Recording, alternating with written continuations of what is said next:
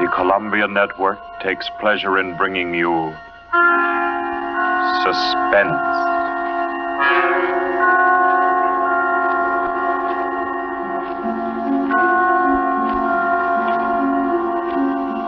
Suspense. Stories from the world's great literature of pure excitement. A new series frankly dedicated to your horrification and entertainment.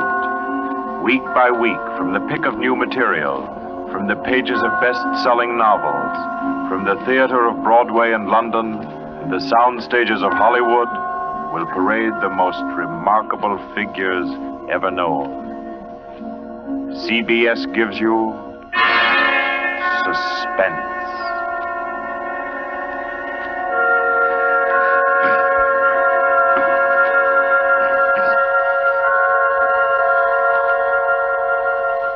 Tonight's presentation is one of the finest of the contemporary stories of mystery and terror. John Dixon Carr's famous novel, The Burning Court.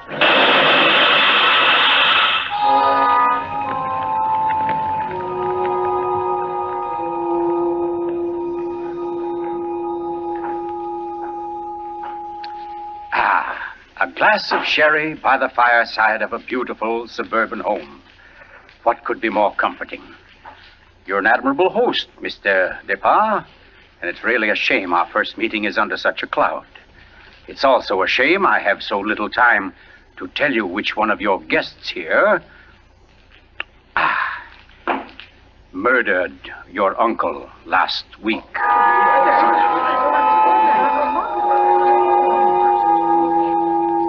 Now, let's see now. I believe we're all here. Your wife, your friend, Mr. Stevens, Captain Brennan. Yes, and incidentally yourself. Just who did you say you were? Well, no wonder you've had so much difficulty with the case, Captain. My name is Cross, Godin Cross, the writer. As a matter of fact, it's because of my just completed book, Poisoning Throughout the Ages, that I happen to be here now. And Ted Stevens there happens to be a member of the firm which publishes my work. I'd never seen him until tonight, but I've been told what happened. This afternoon, he began reading my manuscript for the first time on the train. The commuter's train, which every afternoon deposits him safely and soundly here in Crispin. I imagine he was halfway home by the time he finished the first chapter. Then he turned a page. Attached to the following leaf was a picture. And looking at it, the young man stiffened suddenly and all but cried out his shock. It was a picture of a young woman, and under it had been printed, famous poisoner Marie Dobré, 1676. Ted Stevens was looking at a picture of his own wife.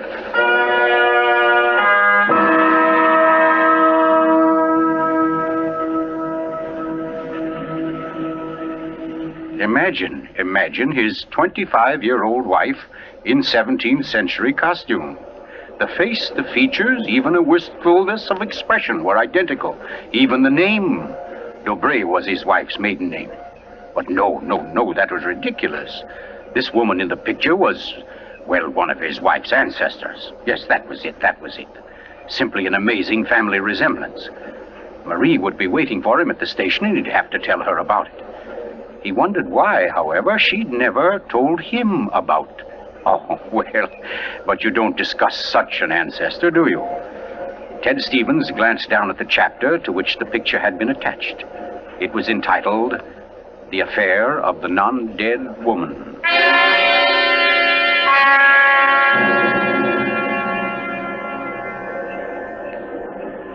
Hello, Ted. Stevens was almost jolted from his seat. It was Dr. Weldon, professor of English at the college, an old friend of his. Quickly, he thrust the picture beneath the manuscript and moved over. Hi, I didn't see you, Doc. Oh, here, have a seat. Oh, I thought maybe you were giving me the, what do they call it? The brush off? Oh, no, say, as a matter of fact, Doc, you're the one man I do want to see. Yeah? Very flattering.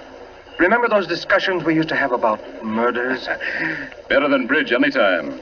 Well, I got the idea that you'd made sort of a hobby out of the old cases, the historical ones. Well, I've studied quite a number of them, yes. Ever hear of a woman named Marie Dobré. Marie Debray? Marie Debray. Oh, yes. That was her maiden name, of course. One of the finest specialists in arsenic poisoning you could ever hope to find. Oh, we're almost at our station, Ted. Let's get to the door. Yes, a real charmer Marie was. Must have disposed of 100 husbands, lovers, suitors, and just plain friends before she was caught. What happened to her, Doc? She was beheaded and burned. Crispin!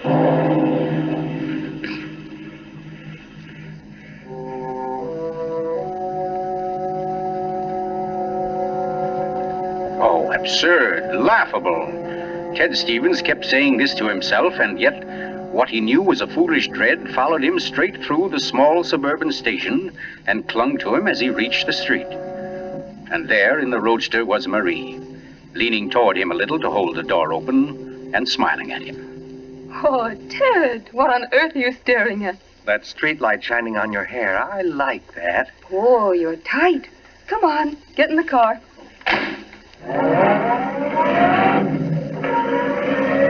Then, like a wisp of smoke, it was gone. The whole ridiculous fear, the delusion.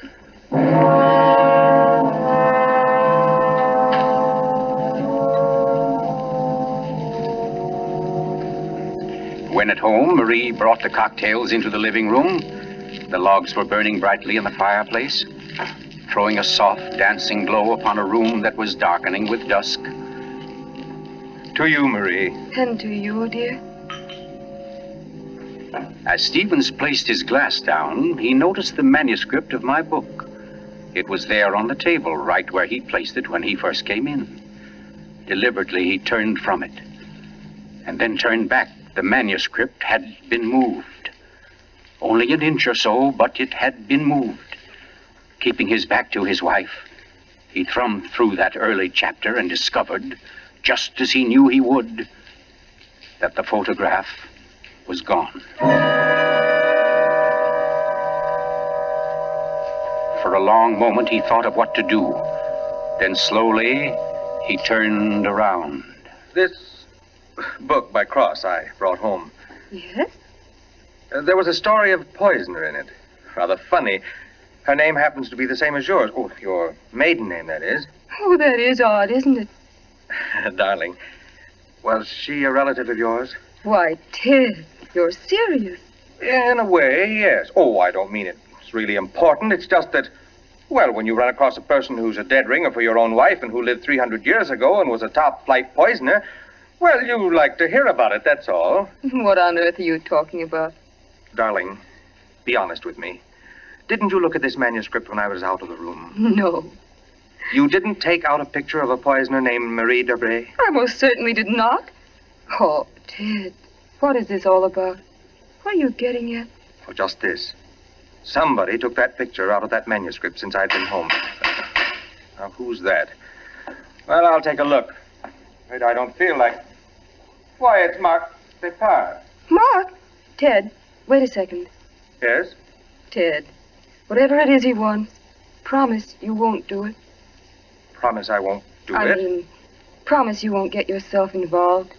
Please, Ted, don't go out tonight. Say, what in the world is... Well, anyway, we can't let him stay outside. Mark, how are you? Come on in. Thanks, Ted. Just thinking about giving you a call later. Oh, let me have your hat. Oh, thanks. Marie, I hope you'll excuse me for popping in like this, but, well, I wanted to talk to Ted. It's rather important. Oh, I don't mind at all. Come on, Mark, we'll step into the library. Oh, you mind, dear? Of course not, Ted. I'll be making the sandwiches for her. Oh, grab that chair in the corner, Mark. Well, let's hear it. What's the trouble? Ted, my Uncle Miles was murdered. Murdered? Oh, the talk hasn't reached you yet, but it's already started. Nothing definite, of course, just that there was something wrong about Uncle Miles' death. But I don't... Mark, are you sure of this? You know he was murdered? I don't know. Of course I don't. I just don't see how it could be any other way. Uncle Miles, you know, had been sick for quite a while, but last Saturday he seemed so much better that Miss Corbett, that was his nurse, decided to take the day off. And, oh, you know all this. You and Marie were over that afternoon. Anyway, Lucy and I went to the club that night, to that masquerade party, and, we left the old boy completely alone. I've cursed myself 1,000 times since. But what about your housekeeper, Mrs., what's her name? Henderson. Wasn't she around? Oh, sure. In that little house out in back. We told her to look in now and then, but, well, that wasn't good enough. It was after midnight when Lucy and I got back. Uncle Miles was dying. Ted, it looked exactly like one of his regular attacks. But then later, after he was gone, I happened to glance under the chest of drawers in his room. There was a small silver cup under there, almost drained, and Uncle Miles' cat. The cat was still warm, but quite dead. Oh. I managed to get the cat out of the house and buried without anyone seeing me. Next day, I had the contents of the cup analyzed. It was poison? Yes. Arsenic. Well, what do you want me to do? Help me open the crypt. What? I want to have a private autopsy performed. Help me get Uncle Miles' body out of that vault. Oh, I know it's a tough job. The thing is sealed solid, but we can do it. You mean without the police knowing about it? Without anybody knowing about it. Mrs. Henderson's visiting her sister, and I managed to send Lucy over to the club. You must be crazy. You're playing with dynamite, Mark. This is something you've got to tell the police now. I can't take that chance. But they'll have to know sometime. You're only I've delaying... got to know first, I tell you. You don't understand, Ted. There was somebody in Uncle Miles' room that night, handing him something in a silver cup. Mrs. Henderson was on the porch by the window. She saw her. She saw her? Ted. She thinks it was my wife. Oh, Lucy. It doesn't mean anything to Mrs. Henderson yet, because she doesn't suspect anything, but, well, Ted, you've got to see why I've got to be sure, why I've got to know how Uncle Miles died. Because it wasn't Lucy, Ted. I know it wasn't. Of course not, Mark. She had an alibi. Well, she was with you at the club, wasn't she? Yes. Except for half an hour. I see. You'll help me, won't you, Ted? When do we start? As soon as you can make it. Okay. Come on now. I'll get your hat. You trot on ahead, and I'll come over as soon as I can see Marie. You're not going to tell her about this. Of course not. I'll think of something. Don't you worry about it. No, thanks, Ted. Thanks a lot. Marie? I'm coming. Darling, Mark asked me to, I know, Ted. Here, you better take these sandwiches with you. You'll be hungry. But you knew I was going out? Yes, I knew. You listened to us? I couldn't help it, Ted. I had an idea what Mark's visit was about. The talk about his uncle's death. There's a lot of gossip about it in the village. That's why I tried to tell you. Why I didn't want you to get mixed up in it. But it's too late now, isn't it? I mean, you're going. I can tell by the way you look. Ted, wait a second. There's just one thing I want to tell you before you leave. And that is that no matter what happens, no matter what you find or think or believe, I love you. You'll remember that, won't you? I'll remember you said so, Marie.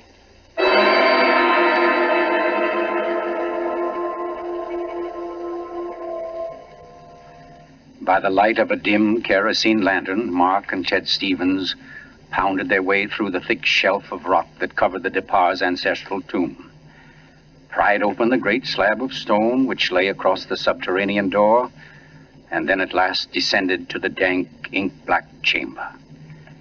They found the coffin. They dragged it from its crypt and placed it on the cold stone floor. They unclamped the lid and opened it. Mark! It's empty. What? That's impossible. It can't be. But it is, Mark. You know what this means? That body wasn't in this coffin when it was placed here. I'll swear it was, Ted. From the time that coffin was closed on Uncle Miles, somebody, the undertaker or Lucy or me, somebody was with it until it was buried. And the crypt was sealed right after. Then somebody beat us to it. Somebody's broken in here ahead of us. Broken in? Listen, Ted. Lucy and I have hardly left the house since the funeral. Do you think anybody could break in here, smash through that stone and cement without our seeing them or without our hearing them? Well... What? Well, you might as well come on out then. What? Who was that? Me, Mr. Depard, up here. My name's Captain Brennan. I'm from the office of the Commissioner of Police. From the... Like to talk to you if you don't mind, Mr. Depard. Here, follow my flashlight up. But I don't understand. How did you... How did you know about this? By listening, mainly.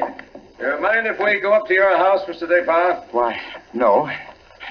Not at all. Oh, thank you. Oh, Freddie. Look here, Captain.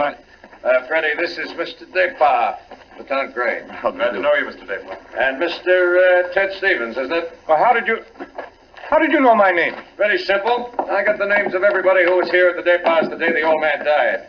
You and your wife were included. Oh, here we are. But I don't... Captain, who gave you those names? Why, your housekeeper, of course. Mrs. Henderson? You didn't think Mrs. Henderson saw the dead cat, did you, Mr. Despard? But she did. She also saw you bury it. And we've been interested in the case ever since. Well, nice place you have here, Mr. Despard. Now, let's see. According to Mrs. Henderson, your wife was wearing some kind of a masquerade costume that night. What kind of a thing was it? Well, it was... Oh, there, you can see it. It was copied from the dress in that old painting over there. Oh, yes. Funny, where's the woman's face? It's always been that way, long as I can remember. Somebody must have thrown acid on it or something. Can't blame them much. She was a poisoner. A poisoner? Yes. The story goes that one of my ancestors was responsible for her execution. Marie Dobray, her name was. Oh, yes. I've read about her. Learned all the poison tricks from one of her lovers, guy by the name of Godin St. Croix. Godin St. Oh, yes, Mr. Stevens. We cops read now and then.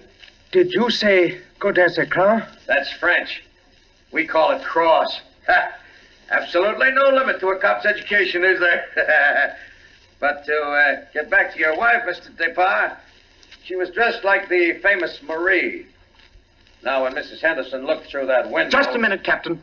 Mrs. Henderson can't prove she saw a thing, and you know it. What do you mean? I mean you haven't any right to insinuate that my wife was in that room. Well, who's insinuating? I'm trying to say that Mrs. Henderson, after thinking it over, realizes she was tricked by the costume. The woman she saw in the funny clothes, handing the cup of poison to your uncle, wasn't your wife at all. What? Because your wife is an unusually tall young woman. And the one Mrs. Henderson saw was fully half a head shorter. More on the order, let's say, of Mr. Stevens' wife. My wife? Captain, this is absolutely ridiculous. Well, I don't know. Why, what's the matter, Mr. Stevens? You're trembling like a leaf. Tell me now, just for fun, where was Mrs. Stevens that night? She was home with me. The whole evening? Certainly. She retired early? Yes, we both did. You, I suppose, were sound asleep by midnight. Yes, I was. Then how do you know where your wife was? Well, Look here, Stevens. She had to have a costume that would match Mrs. Despard's. How did she manage that? Where did she get it? Well, she never had one. She never had a dress like that. And what about her motive? Why did she poison him? I don't know. Not for money, certainly. Then what was it? Hate? Did she hate Miles Despard? Yes, she did. No. Oh, I don't know. I don't know, I tell you. Brown? Yes, Freddie. I phoned and got hold of Mrs. Despard, the nurse, all right. That Mrs. Stevens, I couldn't reach her. Her phone won't answer. Okay, have her picked up. I'm going home. Stevens, come back here. I'm going to get my wife. Want me to stop him, Brennan? No, go.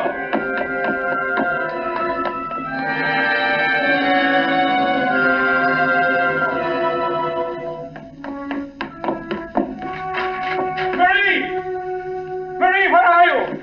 It's Ted. Marie, what have you done? Maria. Oh, good evening. who are you? My name is Cross, Godin Cross. Cross. Where's my wife? What have you done to her? You fiend, what have you done to my wife? Why, nothing at all, young man. Here, sit down. You're lying. Something's happened to her. The police just phoned. There wasn't an answer.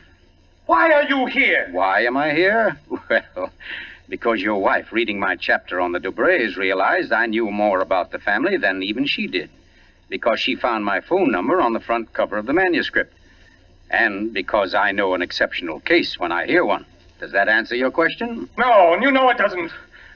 Can't you see I've got to know whether... Yeah, I see. Whether your wife is that Marie Dobray, who was burnt by order of the High Tribunal for all poison cases, the burning court of France, witchcraft, black magic, the world across the threshold.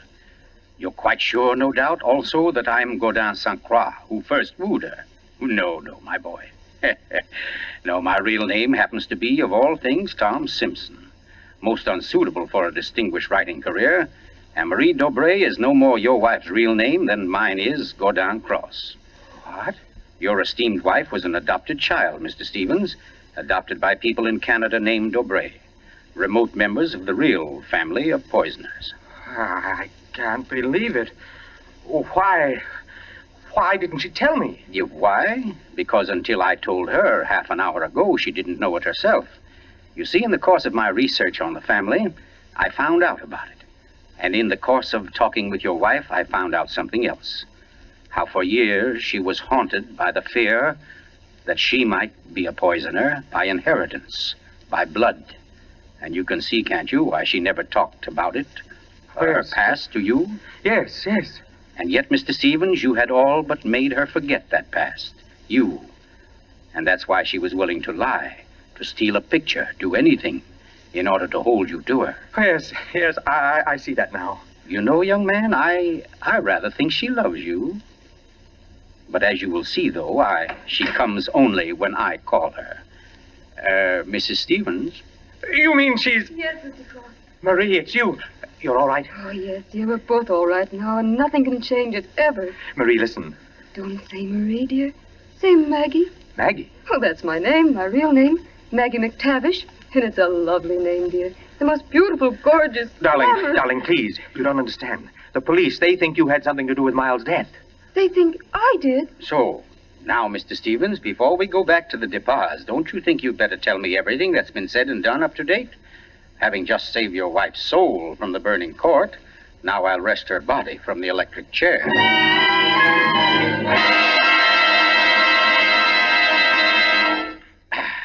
Yes, Mr. Depas, truly excellent sherry. Don't you think so, Miss Corbett? Yes, it's very nice. Well, that, ladies and gentlemen, is how I happen to be here. So let us consider first that supernatural hocus-pocus in the crypt. That body that walked out of the sealed tomb. That body that never was in the tomb. Never was in the tomb? No, Mr. Depas. The murderer knew that very soon Mrs. Henderson's story would bring about an investigation. He had to get rid of the well-known corpus delicti. Yes, but who could have kept the body out of the tomb? Who, Mr. Depas? Why, you, sir. What? I don't understand. Well, it's very simple. You had the opportunity. I believe you said yourself you were alone with the body before the burial. And you had the strength. I dare say you carried it down to the furnace, where it's now probably nothing but ashes. Ridiculous. Why would he spend an hour smashing into a crypt for a body he knew wasn't there? Why, Captain? To impress Mr. Stevens, his witness. And also, apparently, you. Oh, that's perfectly fantastic. Fantastic? Oh, no, Lucy. Just comic. And I suppose, Mr. Cross, that I also put on a woman's masquerade costume, went into my uncle's room and handed him a nice cup of arsenic. No. That had to be done by a woman. Your accomplice, as matter of fact. Oh, now, come. You mustn't all look at Mrs. Depas, because Mark Depas's one noble act was his frantic effort to prevent his wife from being charged with the crime. A crime which he and Nurse Myra Corbett committed. Myra Corbett? Why, you... Yes, sir. Yes, Mr. Stevens, this quiet little lady beside me. Why would I do such a thing? Money, Miss Corbett. A cutout of Mark Depas's inheritance. Payments for services rendered. That's an absolute lie, Cross. You see, ladies and gentlemen, Captain Brennan never bothered to check Miss Corbett's whereabouts on the night of the murder. Why even think of the nurse? She was the custodian of the old man's health. Oh, you're crazy. And yet who but a nurse could so naturally offer the old man a cup?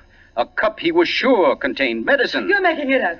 The whole thing, you're just And making it who up. but Miss Corbett, living right here in this house, would know what kind of masquerade dress she must copy, would know when Mrs. Henderson would pass the window that night, pass and see her, and accept her, she hoped, for Lucy Depas. No, that's not true. Oh, I didn't yes, do Miss it. Corbett. Yes, I Miss didn't Corbett, do that it. dress I was didn't the touch do that it. wrecked you. That was your own idea, wasn't it? Not Mark's. You weren't content with a mere murderer's share of the profits. You wanted a wife's share, half of the whole estate. You wanted Lucy Depas convicted and out of the way for good. Well, I give you a toast, Miss Corbett, with Mr. Depas's excellent sherry, to a particularly ruthless poisoner. And yet, you know, on the whole, I'm rather partial to female poisoners. Why, only tonight I... Get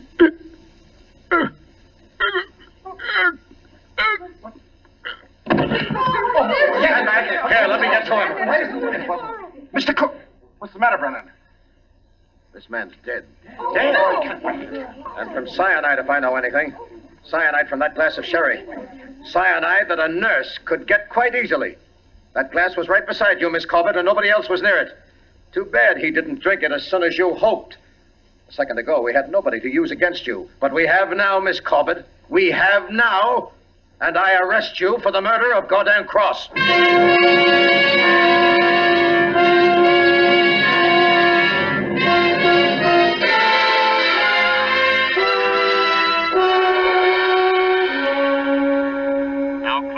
Months ago that the prominent author was murdered, and tonight Myra Corbett pays with her life for that crime. The former nurse, at first protesting her innocence, in recent Yes, weeks has grown... I'm in here, dear. Oh. I thought you might... Oh, what did you cut it off for? Huh? What do you mean? The radio. Oh, yeah, well, I thought you wanted to talk. Oh, Ted, don't you think I know you better than that? What was on the radio? Well, there wasn't any... Okay. It was about Myra Corbett. She goes to the chair tonight. Oh, I didn't think you wanted to be reminded. I don't really. But making such an effort to hide it only keeps it alive, doesn't it? All right, darling. Know what I came in to ask? If you wanted a cocktail before dinner? The largest one you've got. Fine. I'll get out the ice cube. I know. If I'll fix up the fire. Okay, Maria. A deal. Where are some papers to start it? Right there by the bookcase. And the name's not Marie. It's Maggie. Because, darling, Marie's dead and gone forever.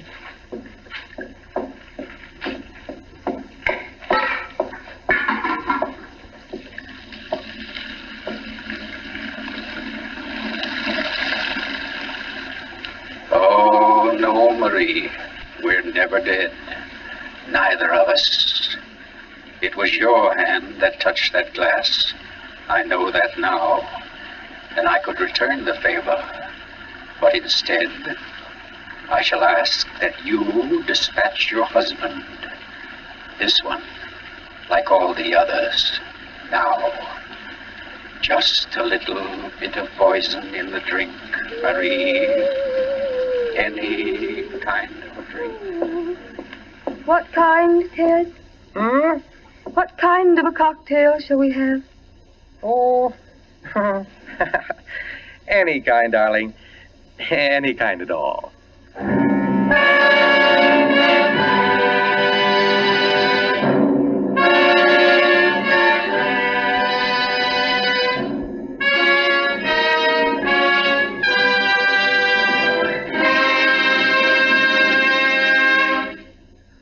You've just heard The Burning Court from John Dixon Carr's famous novel, the first in Columbia's new series of outstanding classics and chills by world-famous authors. Tonight's play, ladies and gentlemen, has one rather special significance we think you'd like to know about. As you perhaps have heard, every fine comedian is said to cherish a secret desire to do an abrupt about-face. He pines for the part of a blackguard. Well, tonight you witness the fulfillment of one such desire. The role of that literary and quite infamous diehard, Gordon Cross, was portrayed by none other than Hollywood's expert provoker of laughs, Charlie Ruggles, here in New York for the world premiere of his latest screen success, Friendly Enemies. The role of Marie, well, that was enacted by a young lady who long ago won national acclaim as one of Broadway's most accomplished dramatic actresses, Miss Julie Hayden. Thank you, Charlie Ruggles and Miss Julie Hayden, for your splendid performances. The play tonight, as all plays in this series, was produced and directed by Charles Vander, written by Harold Metford and scored by Bernard Herrmann. Next week, we bring you an intensely exciting and moving drama, The Life of Nellie James. This is the Columbia Broadcasting System.